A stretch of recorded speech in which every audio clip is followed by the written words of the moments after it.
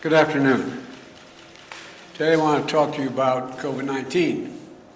Maybe the best way to start is, in a significant part of the country, you wouldn't have to take one of these off. You don't have to put one on. Like in my home state of Delaware, where I live in Newcastle County, where I was yesterday in Pennsylvania, because people got vaccinated. They got vaccinated. They don't need a mask when the vast majority of people got vaccinated. Look, I want to talk about what's really happening, what it means, what it doesn't mean, and what we need to do this week and the months ahead. From the moment I was elected, I said I'd always give it to you straight from the shoulder. And we need some straight talk right now. Because there's a lot of fear and misinformation in the country.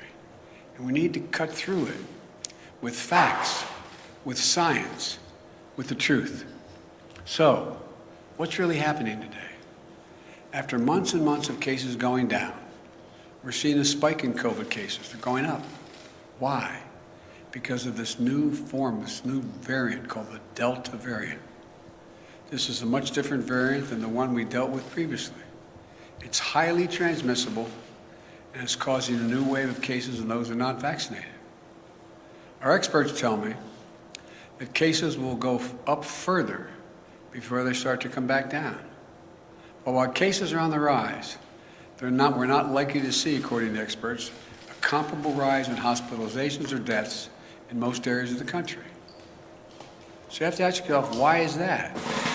Because 164 million Americans are fully vaccinated, including 80% of the most vulnerable, are seniors. So there's a challenge, as you knew there could be. But there's also good news. We've spent the last 6 months preparing for this possibility. The vaccines are highly effective. We have enough vaccine for everyone to get vaccinated. And thanks to the American Rescue Plan and the hard work of the American people, we've administered over 325 million vaccinations doses in the past 6 months. We have the tools to prevent this new wave of COVID from shutting down our businesses, our schools, our society, as we saw happen last year. I've said from the beginning that we will be guided by the science. So here's what the science tells us. On Tuesday, the Center for Disease Control and Prevention, the CDC, announced its new mask recommendation in parts of the country where COVID cases are substantially high, where people didn't get vaccinated, which they define as 50 new cases for every 100,000 people in a week. The CDC recommends you wear a mask when you're in public and indoors, like work or in a grocery store. That's true for both the vaccinated and the unvaccinated. Why?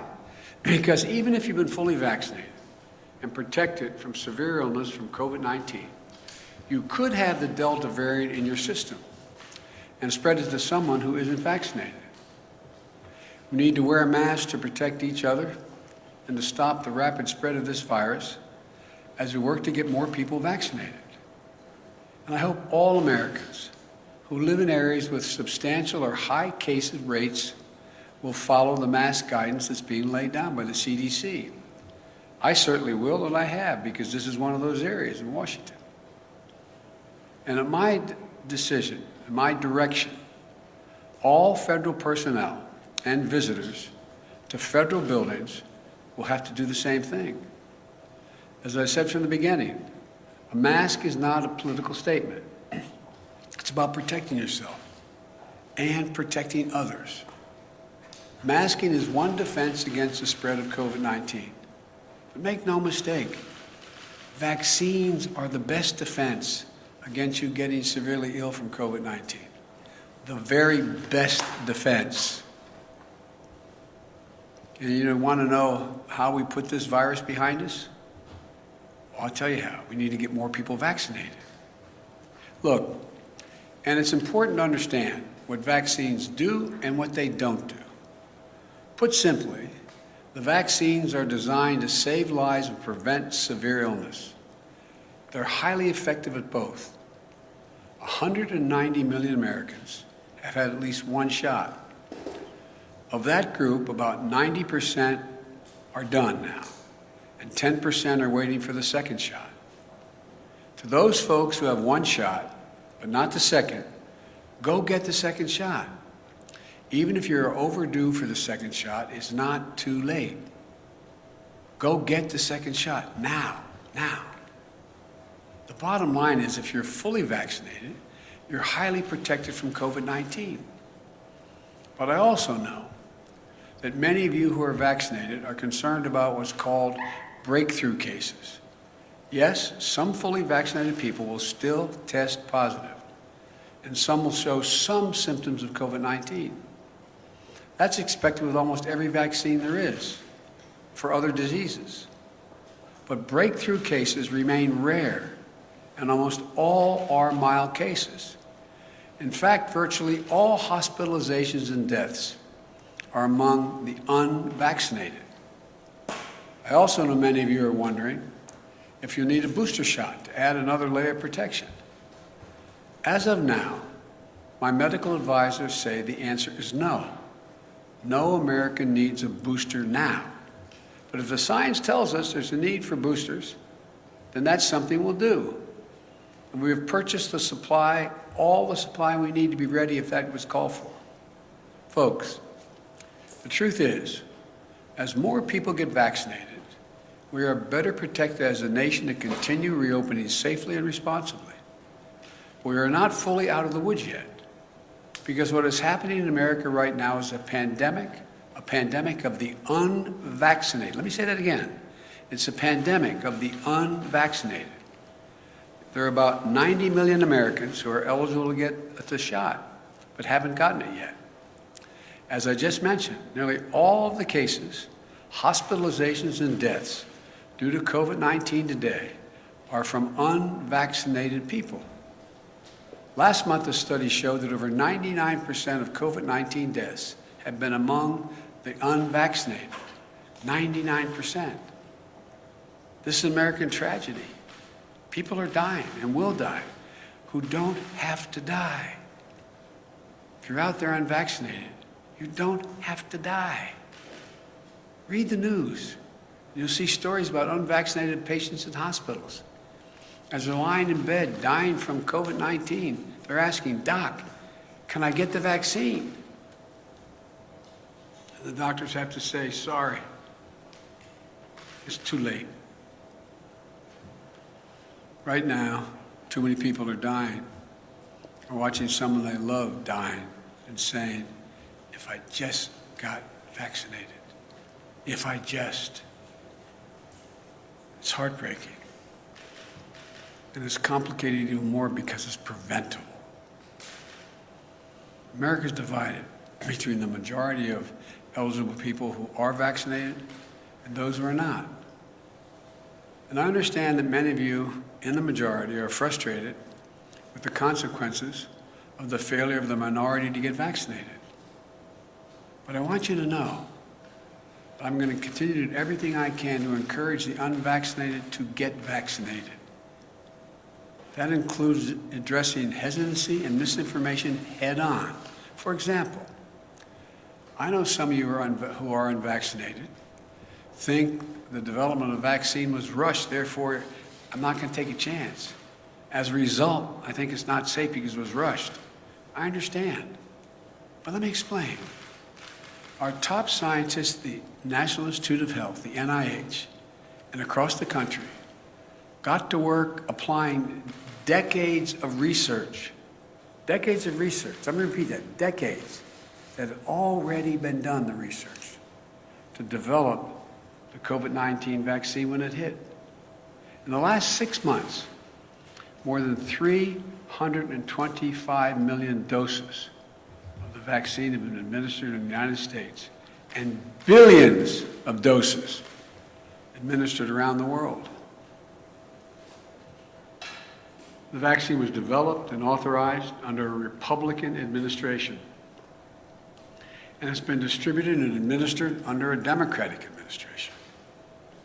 The vaccines are safe, highly effective. There's nothing political about them. Look at all the people who took a shot at it. Later we learned a lot of them had already been vaccinated. From the start, I have to compliment Republican Senate Minority Leader Mitch McConnell. He hadn't made it political. He's encouraged people to get vaccinated and continuing to do so, and his state's in pretty good shape. Alabama Republican Governor Kay Ivey recently spoke out to encourage vaccination, and even the commentators on facts who have been belittling this for a long time, some haven't, but many have, are arguing get vaccinated. Look, this is not about red states and blue states. It's literally about life and death. It's about life and death. That's what it's about. You know, and I know people talk about freedom, but I learned growing up in school and my parents, with freedom comes responsibility. Your decision to be unvaccinated impacts someone else. Unvaccinated people spread the virus. They get sick and fill up our hospitals. And that means if someone else has a heart attack or breaks a hip, there may not be a hospital bed for them. If you're unvaccinated, you put your doctor and nurses at risk.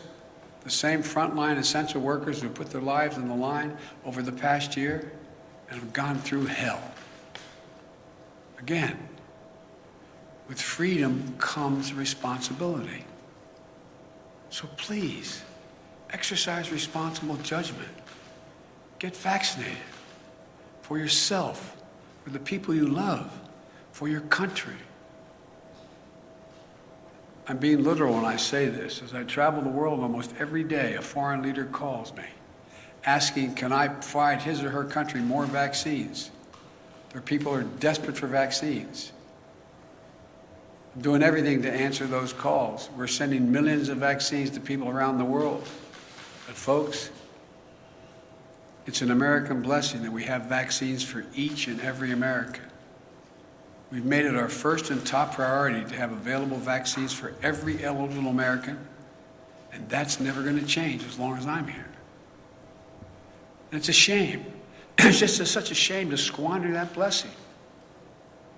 That's why after 6 months of extraordinary work and effort, today I'm laying out additional steps we should be taking to deliver these life-saving vaccines to more Americans. First, we're going to provide more incentives to encourage unvaccinated Americans to get vaccinated.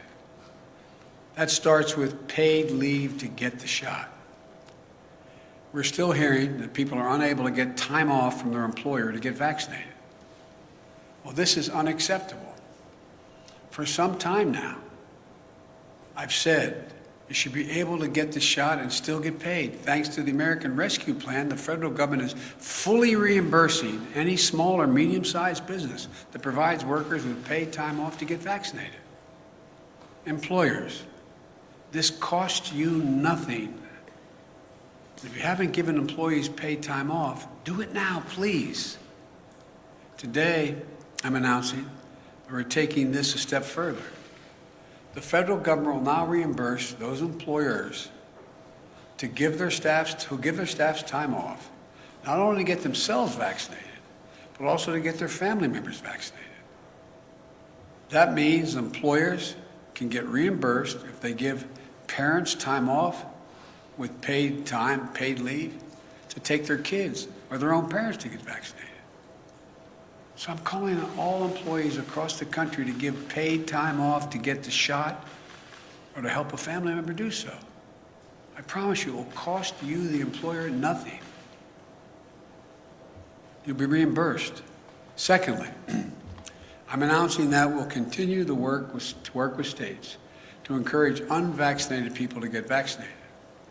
In February, the grocery store chain Kroger's offered $100 to their associates if they would get vaccinated. And it worked. Vaccination rates move up from 50% to 75% among their employees. States like New Mexico, Ohio, and Colorado are offering similar incentive programs that have helped increase vaccination rates. So today, I'm calling on all states and local governments to use funding they have received, including from the American Rescue Plan, to give $100 to anyone who gets fully vaccinated. I know the paying people to get vaccinated might sound unfair to folks who've gotten vaccinated already. But here's the deal. If incentives help us beat this virus, I believe we should use them. We all benefit if we can get more people vaccinated. But in addition to providing incentives to encourage vaccination, it's time to impose requirements on key groups to make sure they're vaccinated. Excuse me.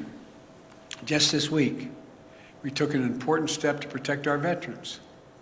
Like many civilian hospital systems are doing, the Department of Veterans Affairs will now require COVID-19 vaccines for doctors and nurses and other healthcare workers who provide medical care for our veterans.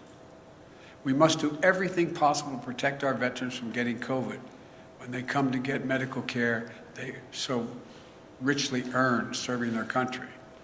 We owe them. Next, since many vaccinations are required for active duty military today, I'm asking the Defense Department to look into how and when they will add COVID-19 to the list of vaccinations our armed forces must get. Our men and women in uniform who protect this country from grave threats should be protected as much as possible from getting COVID-19. I think this is particularly important because our troops serve in places throughout the world, many where vaccination rates are low and disease is prevalent. Next, every federal government employee will be asked to attest to their vaccination status. Anyone who does not attest or is not vaccinated will be required to mask no matter where they work, test 1 or 2 times a week to see if they've acquired COVID, socially distance, and generally will not be allowed to travel for work. Likewise, today, I'm directing my administration to take steps to apply similar standards to all federal contractors. If you want to do business with the federal government, get your workers vaccinated. Look at the Chamber of Commerce, representing tens of thousands of American businesses, the National Association of Manufacturers. The Business Roundtable, which comprises of the largest and biggest corporations in America. They're all applauding the actions the federal government is taking and urge them to follow suit. I also commend the National Football League. It has announced that if there are outbreaks among unvaccinated players and personnel, then the team risks forfeiting games. I urge other sport leagues at every level to take every step they can. Every day, more businesses are implementing their own vaccine mandates. And the Justice Department has made it clear that it is legal to require COVID-19 vaccines. We all want our lives to get back to normal. And fully vaccinated workplaces will make that happen more quickly and more successfully. We all know that in our gut. With incentives and mandates, we can make a huge difference and save a lot of lives. I also want to speak to families with children in school. We can and we must open schools this fall, full time. It's better for our children's mental and emotional well-being, and we can't afford another year out of the classroom. Every school should be open, and we're giving them the tools to be able to do so safely. Even in those areas where they have a higher vaccination, they have a higher rate of COVID.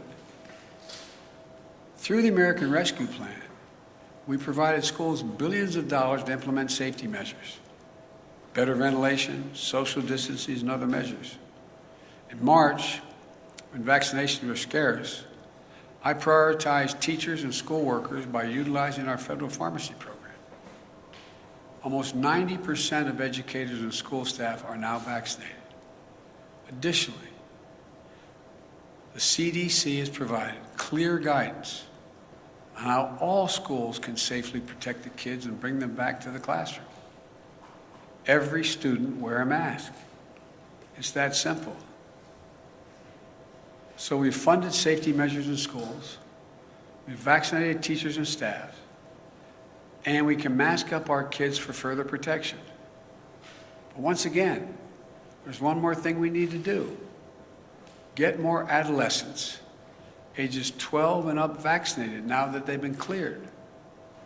In the past week, the good news is we've seen the average number of 12 to 17-year-olds getting vaccinated increase 22% per day. Today, I'm asking school districts to host one last pop-up vaccination clinic over the coming weeks for kids ages 12 and up. We're directing the federal pharmacy program to help make that happen. Parents, get your children vaccinated. You do it for so many other things right now. For kids under 12, if and when the vaccines are deemed safe for them, we'll be prepared to get the vaccines administered as quickly and as safely as possible. Look, and as we work to vaccinate more Americans, we're prepared for outbreaks in areas where there are unvaccinated people. My administration has made it clear to every governor that more federal resources are available to them. This includes deployment of surge teams composed of experts from the CDC and the Federal Emergency Management Agency, the FEMA. We're going to continue to provide states with more testing, treatments, protective equipment, personnel, mobile vaccination clinics to stem the surge of the virus among the unvaccinated. The pictures of hospitals in several states overloaded with patients is unnecessary, avoidable, and tragic. You know, we'll help any health system overloaded and unable to cope with a spike in cases. We're ready to do that. Let me close with this. If you're at home and vaccinated, but anxious, or even angry, or if you're at home and unvaccinated, unbothered, and unconvinced, let's step back and see where we are. Just remember how we've emerged from a dark winter into a hopeful spring and summer. But really remember just how dark that winter was. Over 3,600 Americans were dying each and every day. And now, even with the surge among the unvaccinated, we're down to that 300 Americans a day. Significant. Millions of people were out of work, out of homes, out of hope and going hungry. Remember those long lines? People in their automobiles waiting for a box of food to be put in their trunk? Experts and pundits said we couldn't get the vaccines. And even if we could get the vaccines, we couldn't get them in people's arms. We couldn't get them vaccinated. They predicted our economy would collapse. Remember how we stayed focused and how we went to work? In 6 months, we got 164 million Americans fully vaccinated. Because we vaccinated so many people, put in place so many safety measures, and got economic help to businesses and people most in need, our economy is recovering. More than 3 million Americans are back to work since I was sworn in. A faster job growth than any previous administration, any.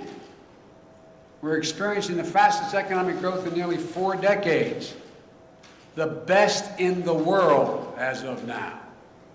In fact, today's GDP numbers show that in the first half of the year, our economy grew faster than any point in nearly 40 years. Our economy grew more in 6 months than most Wall Street forecasters expected for the entire year before we implemented our plan. And just yesterday, we announced a bipartisan infrastructure deal that's going to continue this momentum over the long term by making the most significant investment to rebuild America in nearly a century. But we still have to face many challenges. We still have a lot of work to do as we readjust to a post-pandemic economy. But we have the right plan. We're coming back. We just have to stay ahead of this virus. I know this is hard to hear. I know it's frustrating. I know it's exhausting to think we're still in this fight. And I know we hope this would be a simple, straightforward line without problems or new challenges. But that isn't real life. We're coming out of the worst public health crisis in 100 years, the worst economic crisis since the Great Depression. As I told you before, I carry a card in my pocket. I hope I have it with me. Carry a card in my pocket with the number of Americans dead from COVID-19. As of today, this morning, the total deaths in the United States were 609,441. Granted, the death rate per day is way down. It's down to 400 about. But that's more deaths than World War I, World War II, Vietnam, 9/11, Iraq, and Afghanistan wars combined. This is as tough as it gets. And we're Americans. When we get knocked down, we get back up. That's who we are. That's what we do. That's why there's no nation on earth like us. And we're prepared like never before. We have the tools to save lives, to keep our economy growing and growing and going. After the past 6 months, following the science, we know we can dramatically lower the cases in this country. We can do this. We brought our economy back to life and we kept it going. We know we can send our kids back to school. We know we can beat this virus. We can do this. We all just have to do our part. My fellow Americans, this nation has never failed. We have come together as the United States of America. So I say to all those who are unvaccinated, please, please get vaccinated. And to the rest of America, this is no time to be despondent or let our guard down. We just need to finish the job with science, with facts, with the truth. And together as Americans, we're going to be able to beat this. May God bless you all, and may God protect our troops. Thank you. Mr. President, why do vaccinated people still need to mask up? Mr. President, how long do you think it might be necessary to wear a mask, and at what point do you think people might have to have a booster shot? Thank you. I said in my talk, the booster shot is not needed now. It is possible that it will be needed later. I don't know. The science hasn't dictated that yet.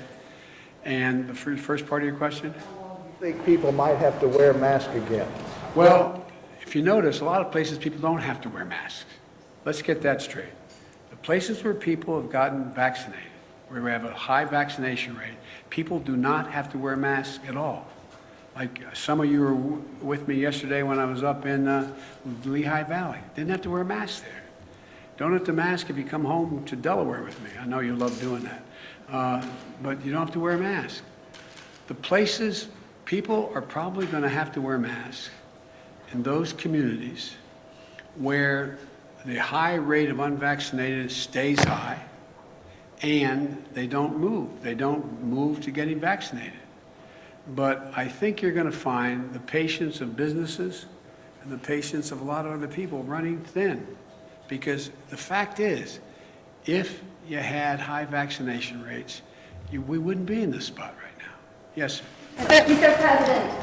Mr. President, will this set up an American workplace for federal workers and private sector that really is the vaccinated versus the unvaccinated? And is that a pressure you're trying to harness now?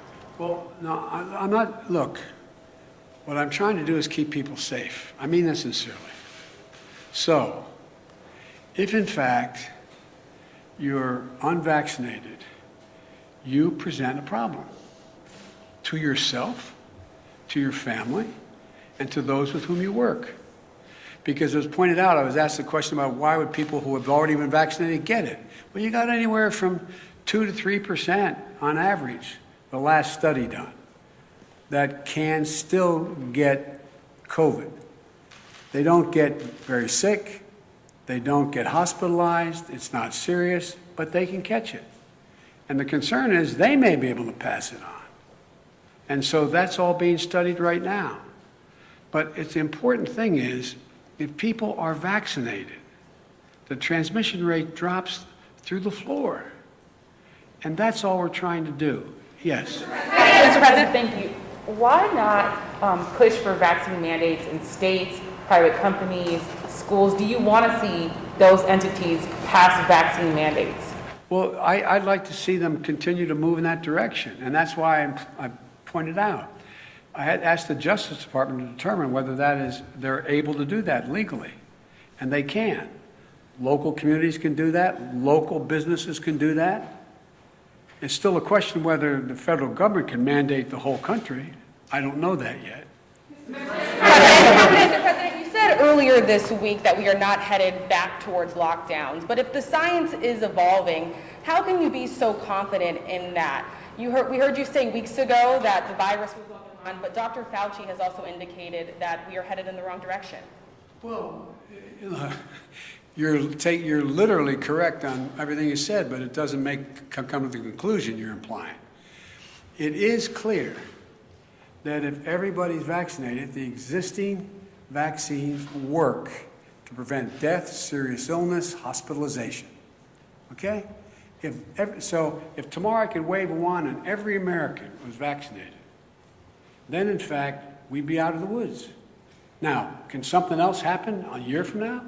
Can there be a different virus? Can there be something? It's possible. But I'm talking about COVID and the existing variants that have come forward so far. So it's a simple proposition.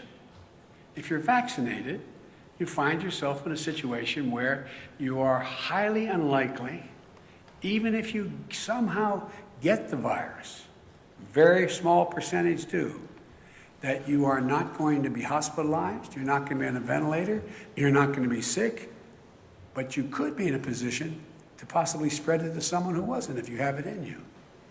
Yes. Thank you so much, Mr. President. Thank you. I wanted to ask, why not require that the people show proof that they're vaccinated? And also, if you could just, with the 4 million, how much of an impact do you think this will have? Do you have a projection, sir? The projection on what? On how many people will get vaccinated by putting in this system? No, I'm not going to get in the business of projecting. Exactly how many people are likely. All I know is that we go through these periods, then we run up against a wall, then something happens where people realize, oh my Lord, this is really a problem, and they begin to see things. Look, the fact that a lot of your friends are now saying, get vaccinated, who were before were saying, this is not a problem, this is all a Democratic thing, with a small d and a capital D. I mean, there's a lot changing. People are becoming aware. The more aware they become, then we have these surges of people going out and getting vaccinated. And it just keeps building. I'm sorry, sir. What about what? What about requiring proof, sir? Well, there's two ways to do it. I think you're going to see some institutions doing that. Like you're going to fly abroad, you're going to have to have proof. You're not just going to be able to say, yeah, I got tested. You got to provide proof. My guess is if we don't start to make more progress, a lot of businesses and a lot of enterprises are going to require proof for you to be able to participate. Mr. President, back. And then I'm going to take off shortly here.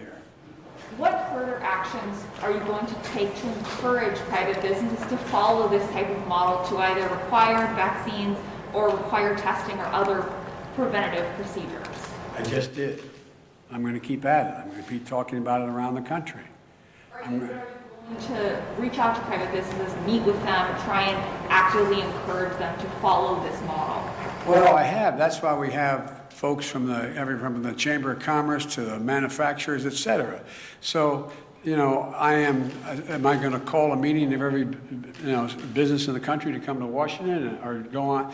I have made the case repeatedly. I doubt whether there's a single solitary business that doesn't understand that I think it's smart for them to require testing, and if you can't demonstrate, you can't prove you've been vaccinated, you have to be tested.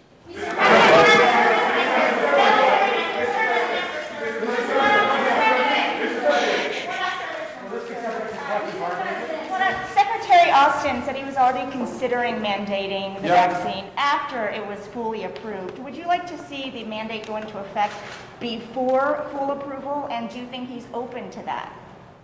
I know he's open to it, and the question is, when is the right time to get the most bang for the buck when you do it? A lot of this is timing, and so I think it's going to happen. But look, the one thing that you all are being politely and appropriately referencing is that it's still a temporary approval. So when does the final approval come? It usually takes a lot of work to get there. I made a commitment. I would not tell anyone in the Justice Department who they should prosecute, and I would not tell the health industry, the government health entities, what they should say and do. But my expectation is they're going to reach that conclusion in the early fall. Thank you very much. Mr. President, you said if you are fully vaccinated, you no longer need to wear a mask. And it seems... I didn't say. I have said if they're fully vaccinated in an area where we do not have, well, let me clarify. In May, you made it sound like the Oh, vaccine May, was that's the true. ticket to losing the mask forever. And That is true at the time, because I thought there were people who were going to understand that getting vaccinated made a gigantic difference. And what happened was, a new variant came along, they didn't get vaccinated, it was spread more rapidly, and more people were getting sick. That's the difference. But how frustrated are you with those people, sir? How is the First Lady, sir? We're going to find out in a minute. That's why I'm here.